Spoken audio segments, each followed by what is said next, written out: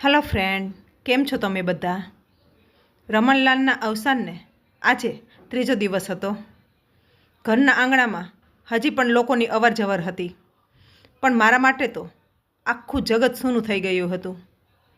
હું મારા રૂમમાં બેઠી હતી. સામે ટેબલ પર તેમનો હસતો ફોટો રાખ્યો હતો.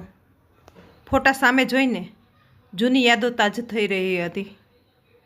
કેવી રીતે અમે આ ઘરનું એક એક ઈંટ પ્રેમથી જોડ્યું હતું, કેવી રીતે બાળકોને ઉછેર્યા હતા.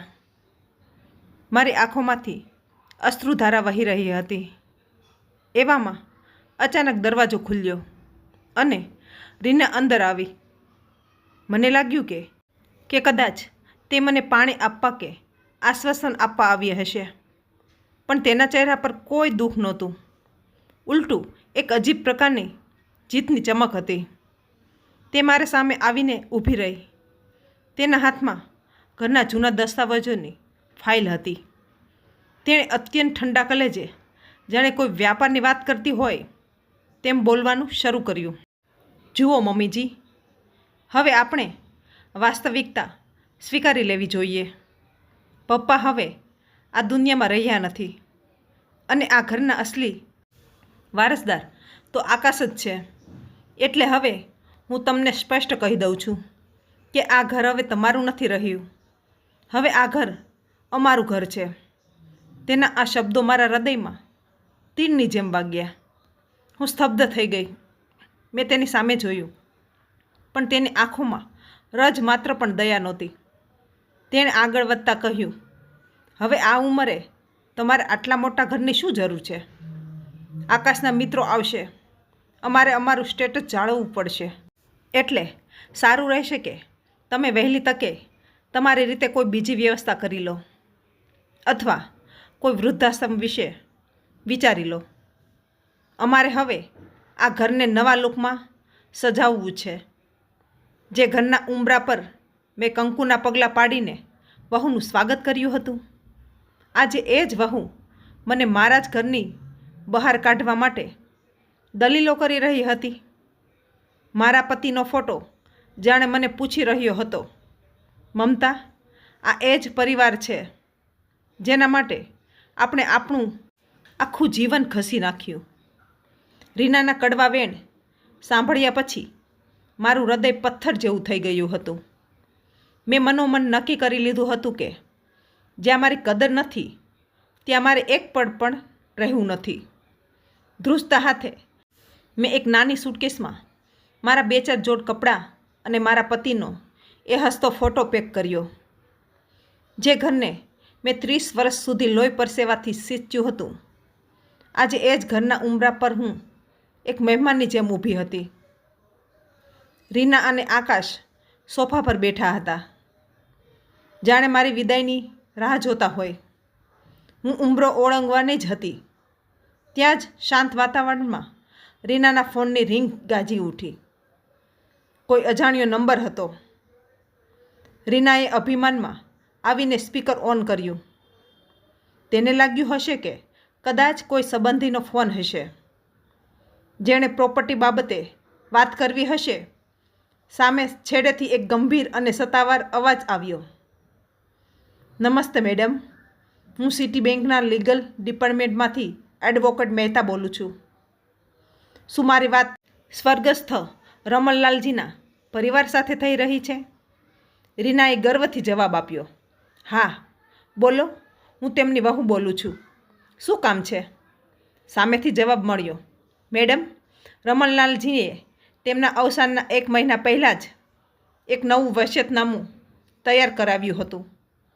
તે મુજબ આ બંગલો અને તેમની તમામ ફિક્સ ડિપોઝિટ્સ માત્ર અને માત્ર તેમના પત્ની મમતાબેનના નામે જ રહેશે. આ પ્રોપર્ટીમાં પુત્ર કે વહુનો કોઈ જ કાનૂની હક નથી. રીનાના ચહેરા પરથી લોહી ઉડી ગયું. તે હજી કંઈ બોલે એ પહેલાં એડવોકેટે બોમ્બ ફોડ્યો. બીજી એક ખાસ વાત, આ ઘર પર હજી 15 લાખની હોમ લોન બાકી છે. જો મમતાબેન આ લોનના હપ્તા ભરવાની લેખિતમાં ના પાડી દે તો બેંક તાત્કાલિક અસરથી આ ઘર સીલ કરી દેશે.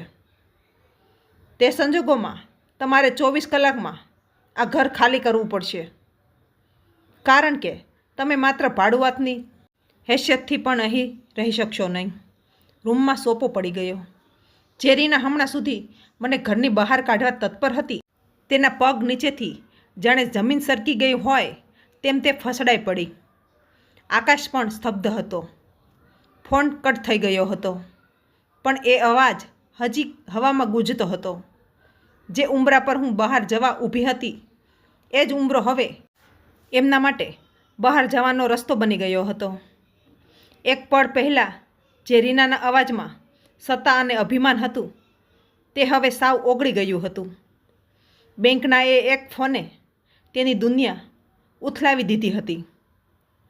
તેના પગ નીચેથી જાણે જમીન સરકી ગઈ હોય તેમ તે સોફાના ખૂણે ફસડાઈ પડી. જે ઘરના દસ્તાવેજો તે હવામાં લહેરાવતી હતી, તે હવે તેના હાથમાંથી ધ્રુજીને નીચે પડી ગયા હતા. તેને સમજાઈ ગયું હતું કે જે ઘરને તે પોતાનું સમજીને મને કાઢી રહી હતી, તેની માલિકી તો હજી મારી હતી અને તેના હપ્તા પણ હજી બાકી હતા. રીનાનો ચહેરો સાવ ફિક્કો પડી ગયો હતો, જાણે તેના લોહીનું ટીપું પણ શરીરમાં બાકી ન રહ્યું હોય. અત્યાર સુધી પત્નીના ડર કે સ્વાર્થમાં મૌન રહેલો મારો દીકરો આકાશ હવે અચાનક સજાગ થયો. તેને ભાન થયું કે હવે જો માન નહીં સાચવે તો તેઓ રસ્તા પર આવી જશે. તે દોડીને મારા પગમાં પડી ગયો અને ધ્રુસકે રડવા લાગ્યો. મમ્મી, અમને માફ કરી દે. અમારાથી બહુ મોટી ભૂલ થઈ ગઈ. અમે સ્વાર્થમાં આંધળા થઈ ગયા હતા. પ્લીઝ આ ઘર છોડીને ન જા. અમને તારા આશીર્વાદની જરૂર છે. આકાશ કરગરવા લાગ્યો. રીના પણ નીચું જોઈને ઊભી હતી. તેની પાસે હવે બોલવા માટે કોઈ શબ્દો નહોતા. મેં મારા હાથમાં પકડેલી સૂટકેસ ધીમેથી નીચે મૂકી. મેં મારા પતિના ફોટા સામે જોયું, જાણે તેઓ મને સ્મિત આપીને કહી રહ્યા હોય કે મમતા, તે સાચો માર્ગ પસંદ કર્યો છે. મેં શાંતિથી પણ મક્કમ અવાજે આકાશ અને રીના સામે જોયું અને હસીને કહ્યું, બેટા, આજે તે ઈંટો અને પથ્થરનું મકાન તો જીતી લીધું હતું, પણ તારા આંધળા સ્વાર્થમાં તે આ ઘરને ખોઈ નાખ્યું છે. યાદ રાખજે, ઈંટો અને સિમેન્ટથી જે બને એને મકાન કહેવાય, પણ જે પ્રેમ, આદર અને એકબીજાના સન્માનથી બને એને ઘર કહેવાય. તે તારા પિતાના ગયા પછીના ત્રીજા દિવસે મારા સન્માનનો સોદો કર્યો. એ દિવસે જ આ ઘર મટીને માત્ર એક પથ્થરનો કડકો બની ગયું હતું. મેં આગળ વધીને રીનાના ખભે હાથ મૂક્યો અને કહ્યું, બહુ, આજે વસિયતનામું મારા નામે છે એટલે તમે મારા પગમાં પડ્યા છો. પણ જો હું સાચે જ લાચાર હોત તો શું થાત? તમે મને રોકી હોત? જાઓ, આજે હું આ ઘરના લોનના હપ્તા ભરીશ અને તમને આ ઘરમાં રહેવા પણ દઈશ. પણ યાદ રાખજો, હવે હું આ ઘરની માલિક તરીકે નહીં, પણ આ ઘરની મર્યાદા તરીકે રહીશ. જે દિવસે તમે કોઈ વડીલનું અપમાન કરશો, તે દિવસે આ ઘરના દરવાજા તમારા માટે કાયમ માટે બંધ થઈ જશે.